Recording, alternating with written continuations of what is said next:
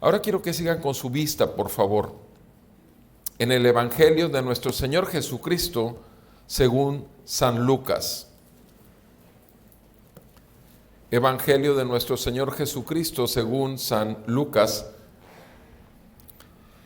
Hemos estado estudiando este libro y ya hemos escuchado las buenas nuevas para Zacarías la semana pasada, las buenas nuevas para María, y el día de hoy las buenas nuevas para Israel.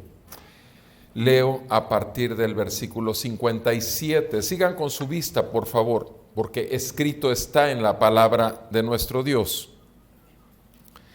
San Lucas 1, versículo 57. Cuando a Elizabeth se le cumplió el tiempo de su alumbramiento, dio a luz un hijo. Y sus vecinos y parientes oyeron que el Señor había demostrado su gran misericordia hacia ella, y se regocijaban con ella.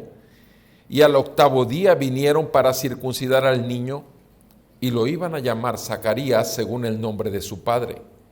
Pero la madre respondió y dijo: no, sino que se llamará Juan. Y le dijeron: no hay nadie en tu familia que tenga ese nombre. Entonces preguntaban por señas al padre cómo lo quería llamar.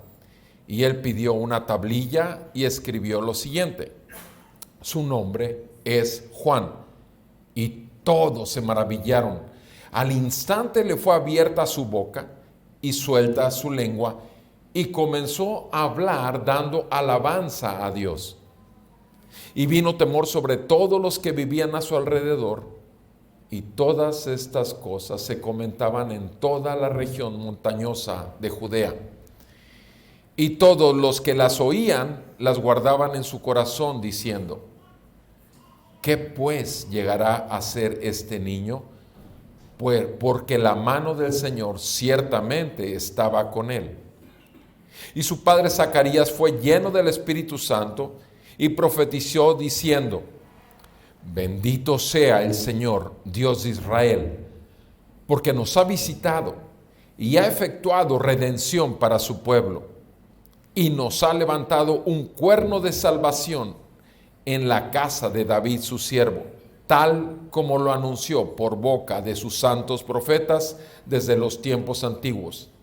Salvación de nuestros enemigos y de la mano de todos los que nos aborrecen, para mostrar misericordia a nuestros padres y para recordar su santo pacto, el juramento que hizo a nuestro padre Abraham, concedernos que, librados de la mano de nuestros enemigos, les sirvamos sin temor, en santidad y justicia delante de él todos nuestros días.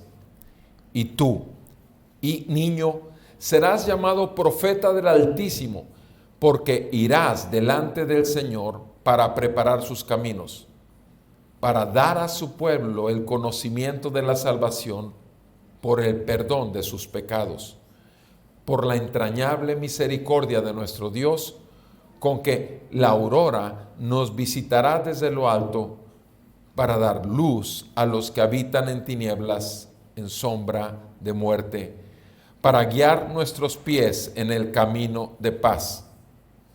Y el niño crecía y se fortalecía en espíritu, y vivió en lugares desiertos hasta el día en que apareció en público a Israel. Amén. Amado Padre Celestial, te damos gracias porque enviaste a Jesucristo a este mundo hace más de 2000 años.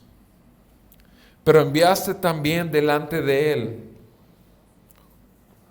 uno que anunciaría su llegada. Y estamos conscientes como hijos tuyos, Señor, que el día de hoy sigues teniendo muchos Juan el Bautista, muchos estamos aquí y los tienes en el mundo entero proclamando que el Rey no solamente ya vino, sino que el Rey viene y viene por su pueblo. Ayúdanos a entender, a recibir y a responder.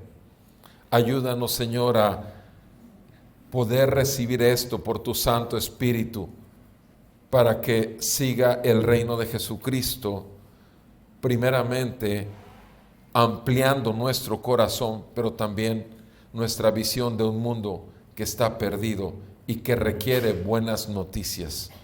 En el nombre de Cristo Jesús, Señor y Salvador nuestro, te lo pedimos. Amén. ¿Pueden sentarse, por favor?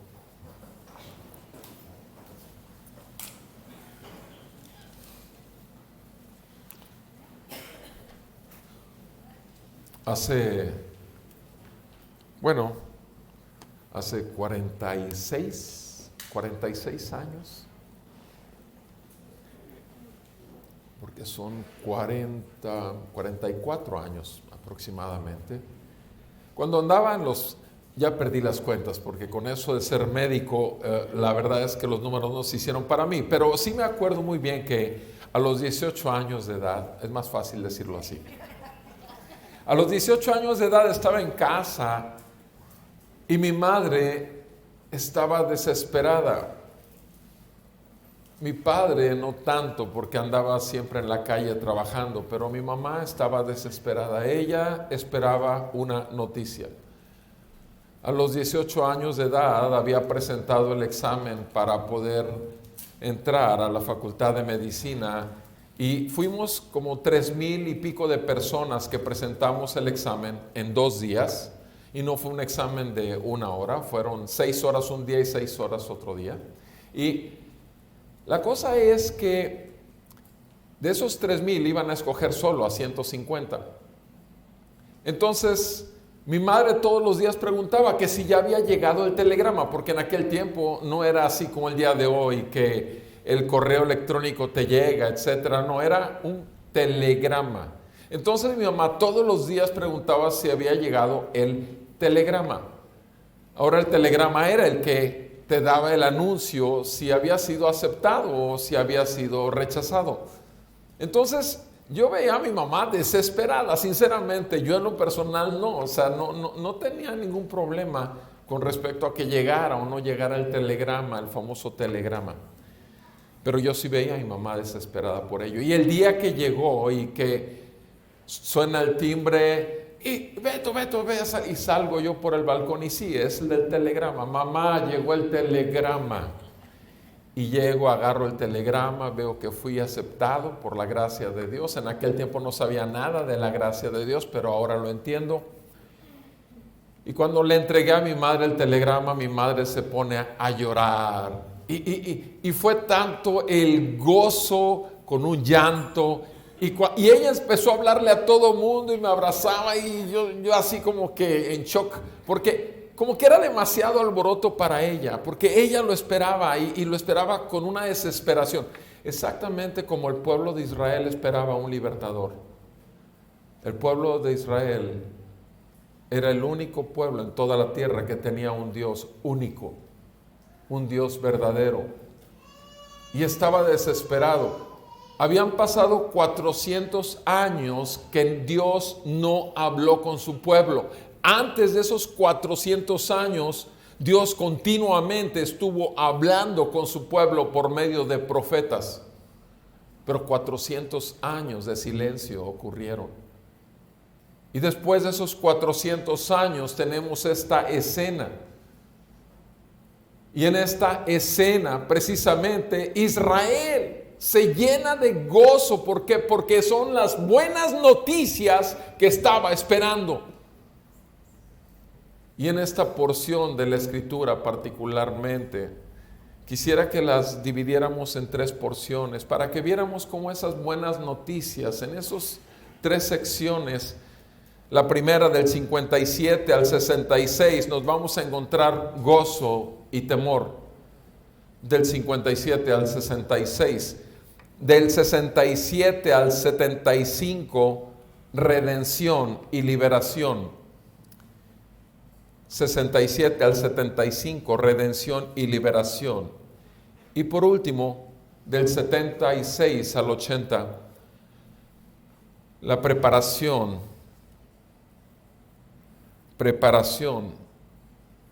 al camino. Preparación al camino.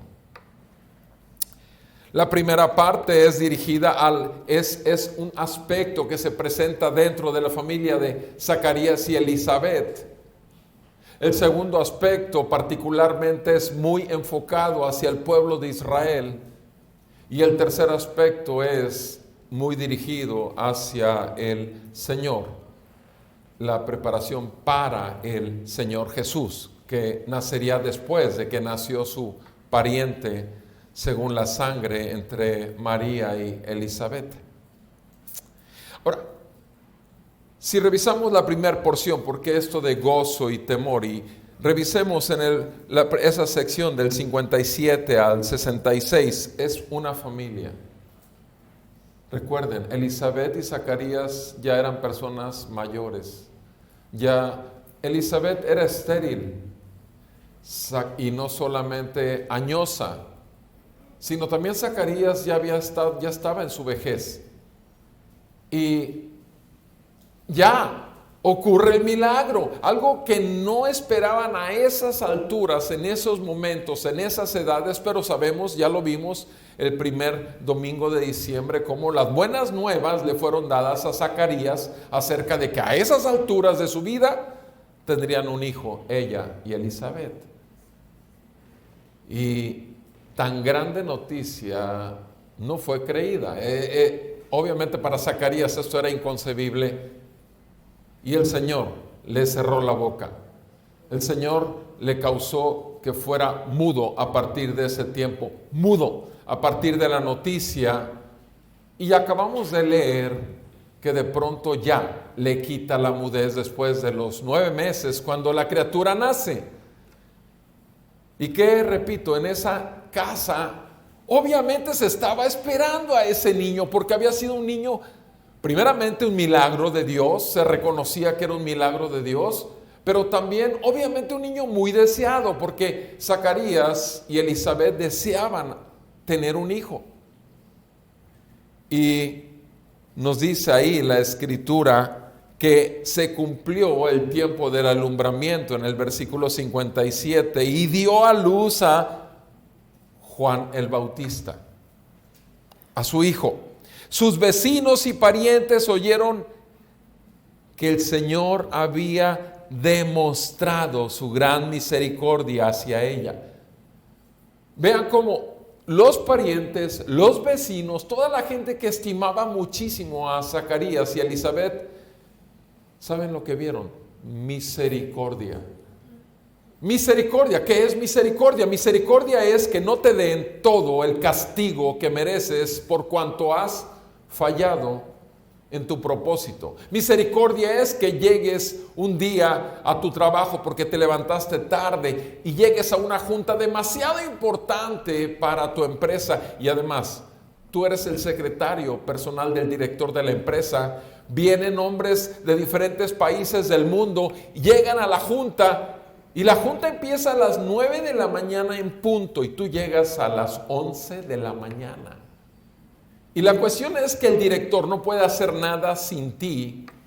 Entonces tiene que improvisar el director para respetar el tiempo de todos aquellos que llegaron de diferentes países y tiene que improvisar con una persona que tiene que checar tu computadora y sacar lo que a ti te tocaba llevar para que pudieras estar comunicándote lo que el CEO de la empresa, el jefe, el director de la empresa necesitaba. Y tú llegas a las 12 del día y todavía te atreves a ir al trabajo, cuando sabes que ya echaste a perder algo demasiado importante y al día siguiente todavía eres recibido en la empresa. Y el jefe de la empresa simplemente te dice, no vuelvas a hacer eso. O sea, si en lugar de tenerte a la entrada de la gran empresa con una hoja de despido por haber abandonado Todavía el jefe te dice solamente mirándote a los ojos, no lo vuelvas a hacer. Eso se llama misericordia. Pero es que Elizabeth y Zacarías eran un bebé. Sí, pura misericordia. Ahora, ¿quién puede ver que cuando un hijo nace es pura misericordia? Solamente Zacarías y Elizabeth. Te mereces tener los hijos que tienes. Te los mereces. O sea, vamos a ser claros. Los hijos no los hacemos los padres. Los hijos son un regalo de Dios. ¿Nos merecemos regalos de Dios? O sea, ¿quién es Dios y quiénes somos nosotros? Es más, ¿dónde estaba Dios el día que nos casamos? ¿Acaso realmente estábamos con una conciencia de que estábamos en un pacto, entrando en un pacto que Dios había marcado para que nos comprometiéramos delante de Dios y enfrente de muchos testigos de que íbamos a ser fieles hasta la muerte de nuestro cónyuge? ¿Estábamos conscientes de eso? O a la hora de estar haciendo los votos, estábamos pensando si todos los invitados iban a ir, cuánto alimento se iba a quedar o cuánto alimento iba a faltar. ¿Qué íbamos a hacer con todos los gastos que nos habíamos echado con la tarjeta de crédito? O sea, ¿dónde estaba nuestra cabeza realmente en ese momento, en el temor de Dios, sabiendo que estábamos comprometiéndonos con Dios, delante de Dios y delante de muchos testigos, a un acto divino? Porque el matrimonio es una unión divina. El Señor dice, lo que Dios ha unido jamás lo separe el hombre. ¿Estábamos conscientes de eso? Amados, seamos honestos. Acá, al fin, no voy a decir que levanten su mano y respondan. Es un asunto entre tú y Dios. Es pura misericordia que Dios nos concedió hijos, a pesar de tan débiles votos. Inclusive muchas veces, a pesar de ser votos que hemos roto de una u otra manera a lo largo del tiempo en que hemos caminado juntos con nuestra esposa o nuestro esposo. Es la verdad. Entonces, la familia de Elizabeth y de Zacarías pueden ver la misericordia de Dios. ¿Y saben lo que dice ahí? Dice que se regocijaban, pero por la misericordia. O sea, que no solamente no les había pagado dejándolos sin hijos en cuanto a lo que merecía como viles pecadores delante de un Dios santo, porque si algo tenía Israel era conciencia de que Dios es santo, santo, santo. Y por eso así lo escribe el doctor Lucas, que no era israelita, ¿sí? Pero sin embargo había compilado toda la información histórica y podía entregar este mensaje tal cual, que había una gran misericordia y causaba esa gran misericordia un gran gozo con ella. En el versículo 59 dice que al octavo día, obviamente tenían sus tiempos particulares para los actos religiosos, vinieron a circuncidar al niño y lo iban a llamar Zacarías según el nombre de su padre. Aquí no era como en nuestra ciudad, en que le pones el nombre cuando vas al registro civil. No, aquí lo iban a circuncidar y tenía que ser al octavo día, y en ese momento le ponían el nombre cuando lo iban a circuncidar. Y entonces dice aquí que todo el mundo estaba seguro que lo iban a llamar Zacarías, el único hijo que iban a tener. Y le iban a poner, obviamente, el nombre del papá. Pero la madre respondió, versículo 60, no, él se llamará Juan. Y le dijeron, pero es que no hay nadie en la familia con ese nombre, Juan. Y entonces dicen, no, aquí el papá manda, él es la autoridad, él es el sacerdote. ¿Cómo quieres que se llame? ¿Verdad que Zacarías? Y entonces pide una tablilla, porque acuérdense que no podía hablar, no había creído la tremenda buena noticia de que sería padre. Y entonces él escribe, versículo 63, su nombre no es que se va a llamar ya, se llama Juan. ¿Por qué? Porque así le había dicho el ángel Gabriel, que así le había dicho Dios. O sea, Dios le ordenó al ángel que el nombre de ese muchacho sería Juan. Y por lo tanto, lo que hace Zacarías simplemente es obedecer totalmente lo que Dios dice.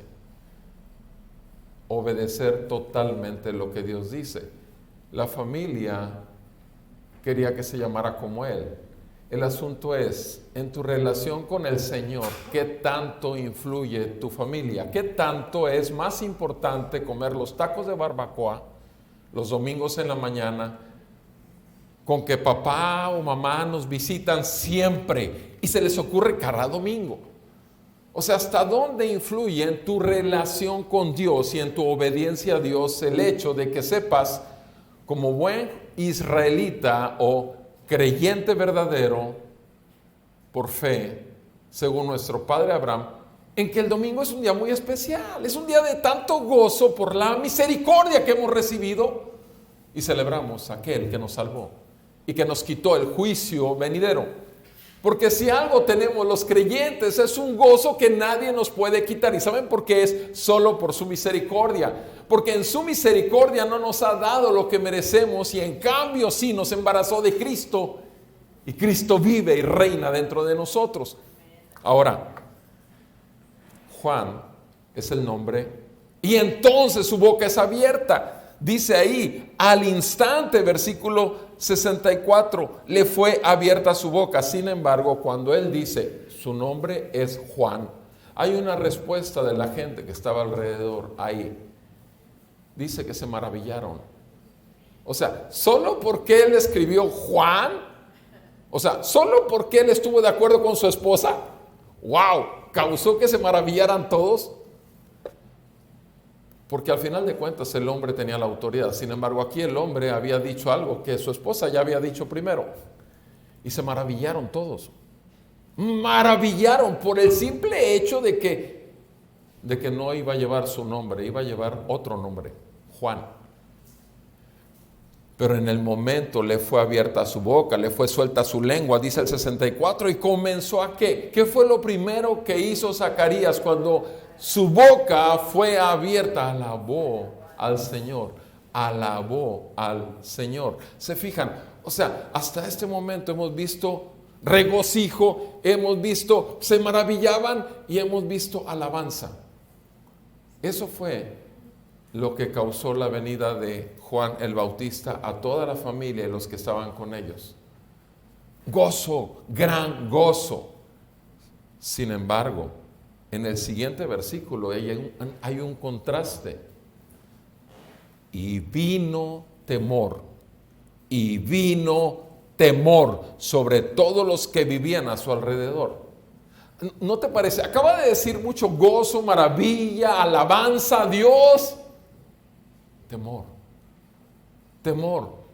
La palabra temor para nosotros tiene una connotación negativa.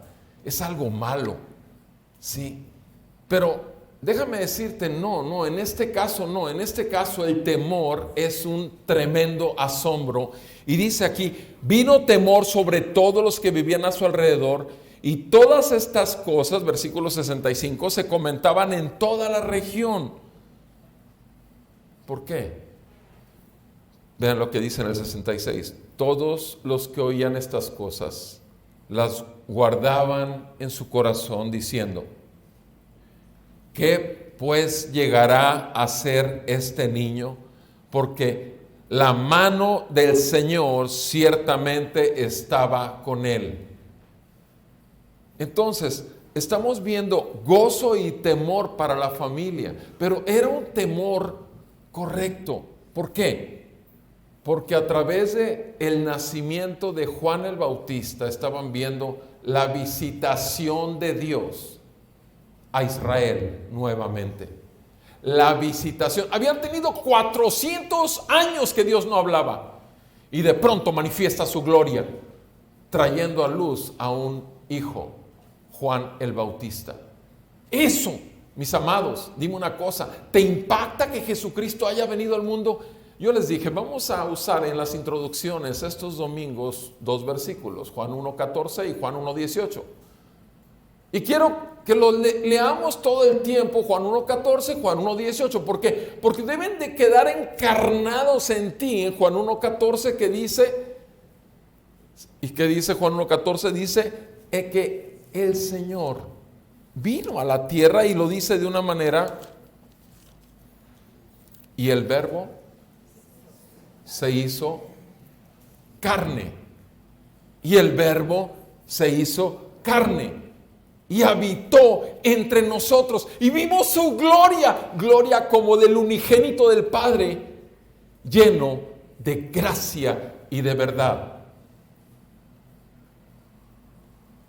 ¿Cuántas veces en el año te das cuenta de que Dios realmente visitó la tierra?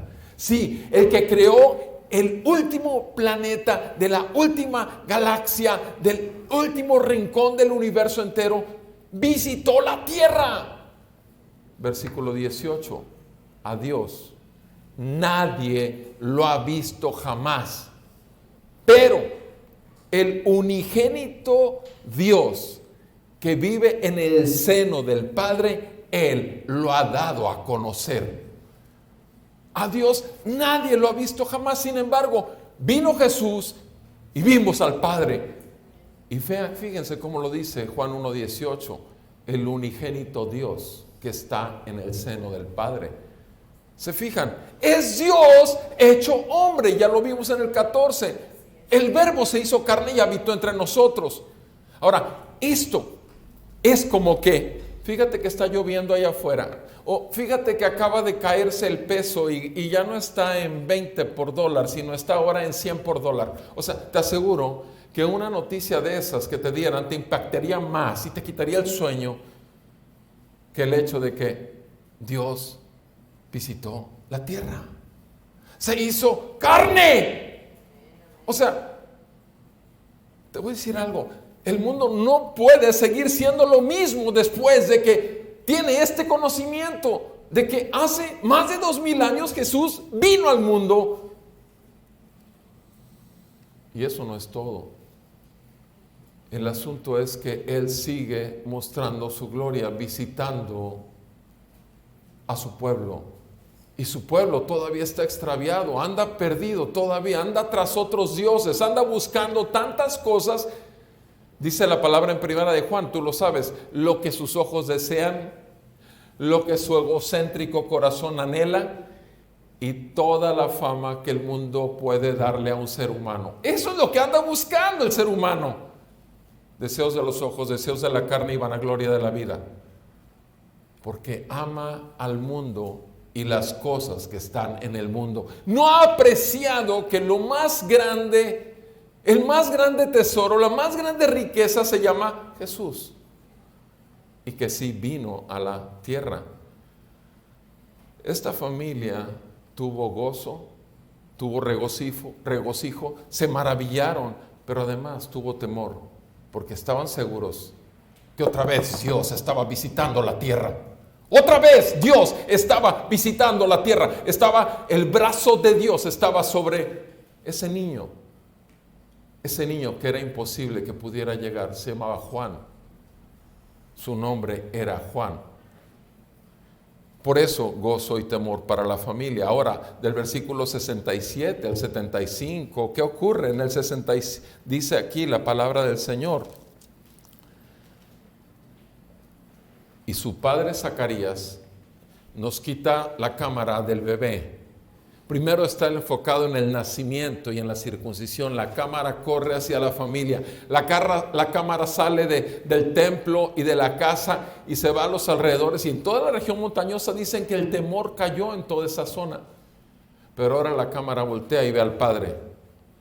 Al padre feliz, regocijo. No, ahora vemos a un padre sacerdote, profeta. El sacerdote profetiza, porque ocurre algo en él. En ese momento ocurre algo, ¡pum! De repente el Espíritu Santo viene y lo llena. Y cuando el Espíritu Santo llena a una persona, no puede seguir siendo igual, porque es el Espíritu de un Dios santo, el Espíritu de un Dios santo. Por eso se llama Espíritu Santo. Y lo llena a Zacarías. Y vean lo que sucede. ¿Qué pasa? Este hombre profetiza. Su padre Zacarías fue lleno del Espíritu y profetizó diciendo: bendito sea el Señor Dios de Israel. Lo primero que hace el Espíritu de Dios es bendecir al Dios que lo ha sellado. Bendecir. Bendito sea el Dios de Israel. ¿Se fijan cómo lo identifica? El Dios de Israel. ¿Por qué? Porque nos ha visitado. Bendito sea el Dios de Israel, porque nos ha visitado y ha efectuado redención para su pueblo y nos ha levantado un cuerno de salvación en la casa de David su siervo. Vean lo que dice el versículo 68 y 69. El 68 y 69 nos dice claramente que hay una visitación redentora de Dios para Israel. Visitación redentora. ¿Qué significa eso? O sea, lo acabo de leer. Dios de Israel nos ha visitado y ha efectuado redención para su pueblo. Y nos ha levantado un cuerno de salvación. Cuerno se le llamaba la autoridad. Es un símbolo de autoridad. Una autoridad de salvación. ¿En dónde? En la casa de David, su siervo. ¿Por qué? ¿Por qué la referencia a David? ¿Por qué? Porque a David le había sido anunciado, al rey David, de que el Señor levantaría a un rey de su descendencia que reinaría sobre el pueblo de Israel para siempre. Su gobierno sería eterno. ¿Qué vemos entonces? Repito, es una visitación redentora. Es una visitación redentora. ¿Se está refiriendo a Juan el Bautista? No, por supuesto que no. Se está refiriendo a que el Dios de Israel visita la tierra. Por eso sabemos que no se está refiriendo propiamente a Juan el Bautista, sino simplemente Dios está visitando a Israel. Pero ¿cuál es el motivo para que Dios visite a Israel cuando tenía 400 años que ni se acordaba de él, aparentemente? Redención. Redención es una palabra que se usa en asuntos comerciales. Tú redimes una camisa de Liverpool ahorita, o vas a hacer, si redimes un pantalón y pagas un precio por él. La palabra redención obviamente ha caído en desuso, pero eso es redención, es comprar, pagar el precio que corresponde a aquello para lo cual lo estás tomando de las manos de alguien y lo estás adquiriendo para ti. Eso es redención. Redención es comprar, pagar precio. Entonces es una visitación de Dios muy particular. El motivo, redención. No solamente el tener una visitación de Dios es impactante, sino además el por qué. ¿Por qué viene Dios a visitar a Israel? Para comprarlo. ¿Por qué? ¿Por qué viene a comprarlo? ¿Por qué? Si es su pueblo. Porque su pueblo no ha entendido nada de quién es Dios y quiénes son ellos. Muy parecido a lo que sucede en el mundo cristiano. Hablas y dices que eres cristiano, dices que eres creyente, pero ¿creyente de qué? ¿Cristiano de qué? ¿Quién es Cristo? Puedes decirle a una persona totalmente atea quién es Jesucristo. Puedes hablarle de lo que implica la redención. Puedes explicarle que tú mismo fuiste comprado. Puedes hacerle ver por lo menos la importancia que tiene la palabra de Dios, no importando lo que crea o deje de creer. Eso pasó con el pueblo de Israel, no sabían nada, pero sin embargo, precisamente por eso Dios utiliza a Zacarías y suelta una profecía, un mensaje directo del mismo Dios Santo por el Espíritu Santo que había llenado a Zacarías, y lo suelta y les dice: he venido para comprarte y para traerte salvación, y tengo un cuerno, tengo una autoridad que te va a comprar, que te va, dice aquí, versículo 69, nos ha levantado Dios un cuerno de ¿qué? Salvación. Entonces, un segundo término asociado a redención es que no solamente se paga un precio por tu vida, sino además ese precio es para salvarte. Y la salvación implica que andas perdido, implica que estás esclavizado, implica que no sabes ni quién eres. Eso implica salvación. Entonces, la visita de Dios es para su pueblo, para redimirlo por medio de un acto de salvación. Y ahorita veremos más en detalle esto. Eso queda claro en estos dos versículos. Ahora, los siguientes dos versículos nos habla de ¿qué? Versículo 70 y 71. Tal como lo anunció por boca de sus santos profetas desde los tiempos antiguos. Se fijan, ahora la profecía de Zacarías no nada más les habla de lo que está pasando en ese momento de la historia, sino ahora los refiere al principio de la existencia del pueblo de Dios, de Israel. Y les dice que todos los profetas lo anunciaron. ¿Cuándo fue el primer profeta que anunció esto? El primer profeta fue Dios mismo. No utilizó un ser humano, lo hizo en Génesis 3, versículo 15. ¿Y a quién se lo dio? La profecía, ¿a quién se la dio? ¿A su pueblo? No, se la dio a aquel que se había apropiado de su pueblo, se la dio a Satanás. Y le dijo, yo pondré enemistad, Génesis 3, versículo 15, entre tu simiente y la simiente de la mujer. Yo pondré una guerra entre ti, Satanás, la serpiente antigua, y la descendencia de la mujer. Dice, tú lo morderás en el calcañar, pero él te aplastará la cabeza. Es la primera profecía que existe en la Biblia y la da Dios. Y se la da a Satanás.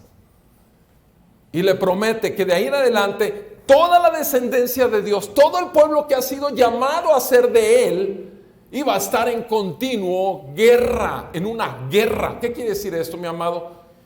Que si tú eres del Señor y que si no estás en guerra con los motivos ocultos de tu engañoso y perverso corazón, que fueron los que captaron el mensaje engañador de la serpiente, como en el caso de Eva, la serpiente le propuso a Eva que ella podía ser como Dios. La serpiente engañó a Eva y su marido estaba por un lado nada más escuchando toda la palabrería que había entre ellos dos. Y cuando ella pecó, porque ella dice que ella vio, codició y tomó el fruto, vio, codició y tomó, cayó en la tentación. Y dice que inmediatamente después le dio a su marido que estaba junto a ella. ¿Y qué hizo el marido? No, el Señor dijo que no comieras de eso. No, ya había comido, ya había muerto. Dijo, yo también me muero contigo. Y Adán no fue engañado.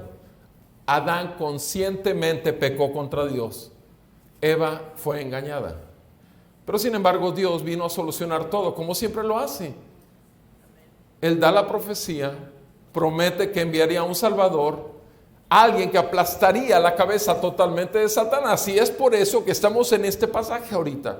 Porque este pasaje se remonta a aquellos tiempos y todos los profetas en el Antiguo Testamento siempre dieron el mismo mensaje. Que venía alguien que salvaría a su pueblo. Y entonces veamos en el 70 y 71 dice, tal como lo anunció por boca de sus santos profetas desde los tiempos antiguos.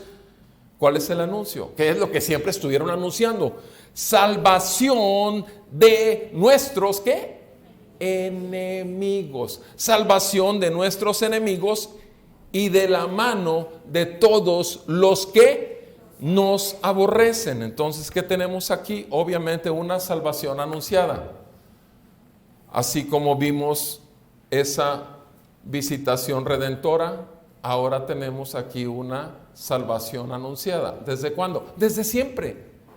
Desde que el mundo es mundo, desde que el ser humano fue creado por Dios, hay una salvación anunciada. Ahora, ¿por qué nos estamos reuniendo aquí todos nosotros? Yo no sé tu caso, perdón. En mi caso personal, estoy plenamente convencido que en noviembre del 91 el Señor me visitó. Y el Señor me hizo ver que estaba totalmente esclavizado a los deseos de mi corazón engañosos, egoístas, a los deseos de mis ojos, todo lo que el mundo podía ofrecer. Y obviamente estaba bajo cadenas y esclavitud del príncipe de la potestad del aire, que es Satanás. Ahora, yo no entendía esto, yo no lo sabía durante 33 años de mi vida. Sin embargo, en noviembre del 91 el Señor me visitó con una noticia, que yo era salvo. Y me hizo ver de qué, del juicio venidero, la ira de un Dios santo y justo que no puede dejar por inocente al culpable, y que lo hizo a través de aquel que vino al mundo a vivir la vida humanamente hablando en total perfección, cuando tú y yo jamás podremos vivirla. La palabra de Dios dice, ustedes saben, en Romanos 8, versículo 2, que Jesucristo vino en semejanza de carne de pecado, pero sin pecado. Jesucristo vivió esa vida totalmente santa, apartado de las cosas del mundo, tentado en todo, dice la palabra en Hebreos, pero sin pecado. Y obedeciendo totalmente a su Padre. Y es así como Él fue a la cruz, y en la cruz tomó toda la culpa de Roberto Perales y el pago correspondiente a la condenación que merecía Roberto Perales. Y el juicio de Dios y la ira de Dios, el Padre destrozó al Hijo en la cruz por culpa de Roberto Perales. Y eso me partió el corazón. Y no estaba en una congregación cristiana, estaba en un cuarto de hotel. Jamás pensé que Dios visitara a su pueblo en cuartos de hoteles, pero ahí fue donde el Señor me visitó. ¿Creen ustedes que yo fui igual después de eso? No puedes seguir siendo igual cuando te dicen: todos tus pecados han sido perdonados, vete y no peques más. No llegues tarde a la junta del jefe. Deja de estar buscando tus propios intereses, porque ya fuiste arrancado, salvado, comprado, redención. Se pagó el precio por ti. ¿Te perteneces? Claro que no te perteneces. Perteneces a aquel que con su sangre pagó por ti y por mí. En algún momento me sentí en mis primeros 2-3 años muy egoísta, porque yo nada más pensaba en mi salvación, en mi Señor. Y con el tiempo, y después de 28 años de caminar en la gracia, sigo pensando lo mismo. Es mi Señor, es mi Dios, y me gozo de mi salvación. Es muy egoísta la postura mía, sí, mi amado. Pero precisamente por esa postura egoísta es que puedo compartirte como te estoy compartiendo, porque todos los días, por la gracia de Dios, por 28 años en mi consultorio, mis pacientes no solamente salen con una receta, sino salen en algún momento de sus visitas con el evangelio y las buenas noticias de que un Salvador vino a la tierra hace 2000 años. ¿Es para ti? La pregunta es para ti? ¿Te abren los ojos?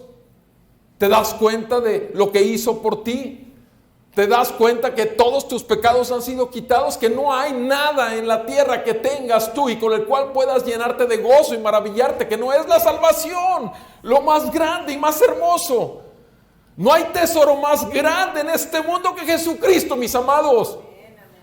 Él es el Rey, Él es el Señor, Él es la perla de gran precio. Ahora, si Él y su gobierno no llena tu corazón y te amplía y va reventándote por dentro, este mundo va a seguir engañándote, porque este mundo es totalmente pasajero. Tú mismo y yo somos pasajeros. Un día nos meten a una cajita, por más costosa que sea esta, o a una urna, las cenizas y lo que queda del polvo, Pero el asunto es que seguimos vivos. Roberto Perales después de eso va a seguir vivo. El asunto es que se va a encontrar con su Creador. Y más vale, mi amado hermano, que te encuentres con tu Rey, Dios y Salvador, que está esperándote con los brazos abiertos para decirte que hiciste buen uso de la gracia recibida, de la misericordia recibida, de la salvación recibida, de la redención recibida, de la inteligencia que te dio para manifestar en este mundo una sola cosa: que eres una creación de Dios, que viviste para su gloria. En vez de que te agarre y que tú le digas, pero es que yo hice en tu nombre esto, en tu nombre. Quítate de aquí, hacedor de maldad, que a ti no te conozco. O sea, son dos mensajes. ¿Cuánta gente? El infierno va a estar lleno de gente que es buena aquí en la tierra, de gente religiosa, de gente que pagó todas las mandas, que se fue esta semana pasada, el día 12, de rodillitas, de parado de manos hasta la basílica, al DF, entre los millones. No importa si te hayas ido caminando de codos, no importa. Jesucristo vino a la tierra a salvar a los pecadores, el único Dios verdadero, y nadie está por encima de él. Porque hasta la misma María dijo: mi alma engrandece a Dios mi Salvador. Mis amados, esto es una verdad. El detalle es que el padre de mentira ha engañado a muchos en el mundo. El problema es que siga engañando a los de su iglesia, que siga engañando a su pueblo y que les siga haciendo creer que tan poca cosa vale la pena ser cristiano. Y eso es horrible, la verdad. Salvación anunciada. Versículos 72 y 73. Dice: para mostrar misericordia a nuestros padres y para recordar su santo pacto, el juramento que hizo a nuestro padre Abraham. ¿De qué está hablando? Ya vimos que en el versículo anterior la salvación anunciada es de ¿qué? De todos nuestros enemigos, de todo lo que nos aborrecen. Pero ahora en el 72 y 73 nos habla de un ¿qué? Un pacto confirmado. Un pacto confirmado. ¿Qué quiere decir? Que todo lo hizo Dios. ¿A ti no se te ocurrió buscar a Dios? A mí tampoco se me ocurrió buscar a mi Creador. Es Él el que me buscó a mí. Es Él el que se manifestó a mí. Es Él el que reveló a mí. Es Él el que me envió. Un Juan el Bautista que me dio el evangelio verdadero. Arrepiéntete y cree en el evangelio. Ese fue el mensaje que me dieron. Y es el único. Y es verdadero. Y la palabra dice en Romanos 1:16 que el evangelio es poder de Dios para salvación a todo aquel que lo cree. Al judío primeramente, por eso estamos hablando de las buenas noticias, primero a Israel y al griego también, a los gentiles, al resto del mundo. ¿Por qué? Porque el pacto, sabemos que en el capítulo 12 de Génesis, los primeros 3 versículos, Dios hace un pacto con Abraham. ¿De dónde viene Abraham? Abraham, ahí empieza el capítulo 12, en que Dios le dice: vete de tu tierra y tu parentela a la tierra que yo te mostraré, y hace el pacto. Pero en el último versículo, los últimos 3 versículos del capítulo 11, ¿de dónde lo saca? Abraham estaba con toda su familia adorando a muchos dioses en Ur de los Caldeos.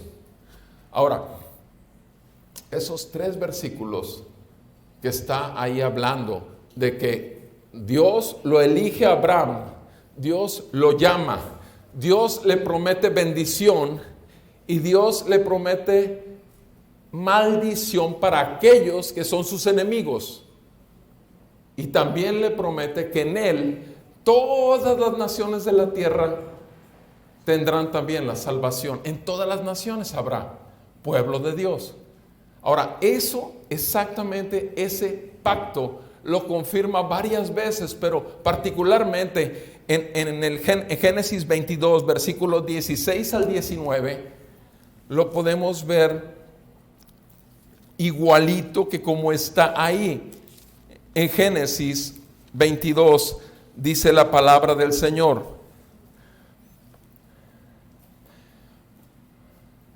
por mí mismo, fíjense lo que dice, ¿cómo hizo el pacto Dios? Por mí mismo he jurado, declara el Señor, que por cuanto has hecho esto y no me has rehusado, tu hijo, tu único, de cierto te bendeciré grandemente y multiplicaré en gran manera tu descendencia, como las estrellas del cielo y como la arena en la orilla del mar. Y tu descendencia poseerá la puerta de sus enemigos, y en tu simiente serán bendecidas todas las naciones de la tierra, porque tú has obedecido mi voz. Entonces Abraham volvió a sus mozos, se levantaron y fueron juntos a Berseba, y habitó Abraham en Berseba. ¿Qué hizo Abraham? Dios le había pedido a su hijo. ¿A quién? A Isaac. ¿Y qué hizo Abraham? Le ofreció a su hijo. Levantó el cuchillo contra su hijo. Y ya iba a matarlo cuando el Señor le enseña, no, allá está el carnero. Y le mostró que había provisión para su confirmación como pueblo de Dios. La confirmación era un carnero. Trajo al carnero, desamarró a su hijo, puso al carnero y lo destazó. Tenía que haber derramamiento de sangre. ¿Quién es ese carnero? ¿A quién figura? ¿A quién señala? Al Cordero de Dios que quita el pecado del mundo. Mis amados, todo está escrito. Pero ¿cuándo vamos a poder ver lo que hay en esa palabra viva si no vamos a ella? Repito, la visita redentora, salvación anunciada, y aquí vemos un pacto confirmado desde tiempos antiguos. Si vemos en el 74 y 75, por último, respecto a Israel, al pueblo de Israel, dice, concedernos que librados de la mano de nuestros enemigos, te sirvamos sin temor, en santidad y justicia delante de Él todos nuestros días. ¿Qué estamos viendo aquí? Siervos liberados. O sea, no solamente fue una visita que pagaba, sino que anunciaba esa salvación, y había un pacto que simplemente era confirmado porque ya estaba establecido que así sería con su pueblo Israel, pero además iba a convertir a Israel en siervos que ya no iban a servirlo con temor. ¿Cuál es el motivo por el cual México está lleno de gente religiosa? Por temor a la muerte. ¿Cuál es el motivo por el que se tiene que cumplir con las iglesias todo lo que pidan y lo que digan? Motivo. ¿Cuál? Temor a la muerte. ¿Cuál es el motivo por el cual la gente va y cumple su manda de irse de rodillas, parado de manos o de narices hasta México? Temor a la muerte. El no cumplir es un temor a la muerte, y nosotros tenemos la vida eterna. El pueblo de Dios ya le fue dado vida eterna, porque el Espíritu eterno del Dios Santo vive dentro de nosotros y ha hecho de nosotros, dice la palabra en Corintios, un templo santo, 1 Corintios 6. No tenemos problema. Sabemos que fuimos comprados, sabemos que fuimos salvados, sabemos que no hay nada en este mundo realmente que jamás le va a poder llegar a lo que vale más para nuestras vidas como pueblo de Dios que el Dios de este pueblo. Repito, en esta sección lo primero que vimos fue la familia y el efecto en la familia, gozo y temor. Pero ahora estamos viendo aquí, en este mensaje particularmente para el pueblo de Israel, ¿cuál es el mensaje? Redención y liberación. Liberación.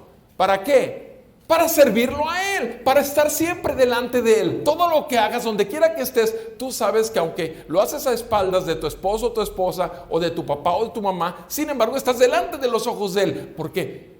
Porque tu espíritu que tienes es el Espíritu Santo, y te lo dice. Y el temor es un temor santo y reverente. Ya no puedes seguir pecando igual, ya no puedes seguir mintiendo igual, ya no quieres hacerlo, pero te sale, te brota. Pero para eso Vas y buscas la palabra y te acuerdas, 1 de Juan 1:9, si confesamos nuestros pecados, Él es fiel y justo para perdonarnos y librarnos de toda maldad. Librarnos, otra vez librarnos. Y toda condenación es quitada de ti, porque ninguna condenación hay para los que están en Cristo, ¿verdad? Eso es lo que dice, es la verdad. Si la palabra lo dice, es total verdad. Estas fueron las buenas nuevas, el buen evangelio para Israel. Ahora, el detalle final en esta sección es, ahora, dice en el versículo 76, ahora se refiere ya no a Israel, ahora se refiere a ese niño, a ese, porque así dice, tú niño serás llamado profeta del Altísimo. Está hablando de Juan el Bautista. Serás llamado profeta del Altísimo porque irás delante del Señor para preparar sus caminos, para dar a su pueblo el conocimiento de la salvación por el perdón de los pecados. Qué hermoso escrito, el evangelio perfecto de Dios. Ahí está el evangelio. Versículo 77, decirle al pueblo de Dios que hay salvación para ellos, que lo conozcan y que hay perdón para todos sus pecados. O sea, no es que tengan que ganarse otra vez su relación con Dios, no, es que Dios vino al mundo a darte la salvación y el perdón de tus pecados. Y si eso no rompe la dureza de tu corazón, y si eso no te hace ver tan grande misericordia, no habrá nada en este mundo que te quite la culpa. Nada, sino solamente el saber que esa es la buena noticia para ti. Ahora, ¿qué papel tenía que jugar Juan el Bautista? Aquí lo acabamos de leer, porque Juan el Bautista sería el profeta del Altísimo que iría delante del Señor Jesucristo para preparar sus caminos. Ok. Ahora veamos un poco de Juan el Bautista en Juan capítulo 1, versículo 6. Y veamos quién es Juan. Juan capítulo 1, versículo 6. Vino al mundo un hombre enviado por Dios cuyo nombre era Juan. Versículo 7. Este vino como ¿qué? Como testigo para testificar. ¿De quién? De su pariente, de aquel que vendría después de la luz, para testificar de la luz a fin de ¿qué? De que todos creyeran por medio de él. Dice el versículo 8 que Juan no era él la luz, sino que vino para dar testimonio de la luz. ¿Se fijan? Juan vino a dar testimonio de Jesús. Jesús es la luz del mundo. Ahí lo vemos, ustedes y yo sabemos, ¿sí? En el versículo 4, hablando de Jesucristo, en él estaba la vida, obviamente en Jesús, y la vida era la luz de los hombres. Está hablando de Jesús. Y Juan lo único que hacía era dar testimonio de la luz. Ahora vean lo que dice ahí, por favor, en el versículo 19, ahí mismo en Juan 1, versículo 19. Este es el testimonio. ¿A qué vino Juan el Bautista? A dar testimonio. Ahora vamos a escuchar cuál es el testimonio.